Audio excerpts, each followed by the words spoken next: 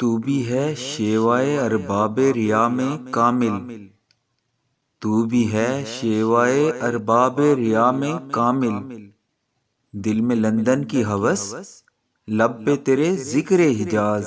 حکیم الامت ڈاکٹر علامہ محمد اقبال کا یہ شعر بانگ درا میں شامل ان کی نظم نصیحت سے لیا گیا ہے۔ شیوا طور طریقے کو کہتے ہیں، ارباب ریا مکار لوگ، ریاکاری کرنے والے لوگ۔ کامل کا مطلب ماہر، مکمل۔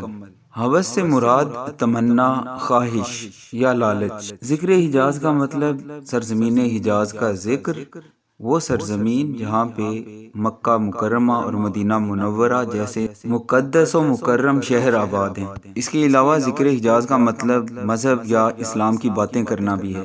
اس شعر کا مفہوم یہ ہے کہ تو بھی لگتا ہے کہ منافقت اور ریاکاری میں بعض دوسرے لوگوں کی طرح انتہائی کامل اور پختہ کار ہے، ہر چند کہ تیرے لبوں پر تو مکے اور مدینے کا تذکرہ ہوتا ہے، لیکن حقیقت یہ ہے کہ دل میں یہ خواہش پوشیدہ رہتی ہے کہ لندن کی سیر کی جائے۔ علامہ اقبال اپنے اس شعر میں ہمارے منافقانہ رویے اور دوہرے چہرے کی بات کرتے ہیں کہ ہم میں ریاکاری اور منافقت کوٹ کوٹ کر بھری ہوئی ہے، کہ ہم دکھاوے کے لیے مکے اور مدینے کی باتیں کرتے ہیں، مذہبی باتیں کرتے ہیں، اسلام کے مسائل کو کھول کھول کر بیان کر رہے ہوتے ہیں تاکہ لوگ مذہب سے ہماری وابستگی کو پسند کرتے ہوئے ہم سے متاثر ہوں، ہمیں دیندار اور مذہبی سمجھیں، جبکہ ہمارا دل یہ مذہبی باتیں کرنے میں اور مذہب سے وابستگی کو بیان کرنے میں ہمارا ساتھ نہیں دے رہا ہوتا۔ دل کی دھڑکنیں کچھ اور کہہ رہی ہوتی ہیں، دل مغرب کی تہذیب کی چکا چوند سے متاثر نظر آتا ہے،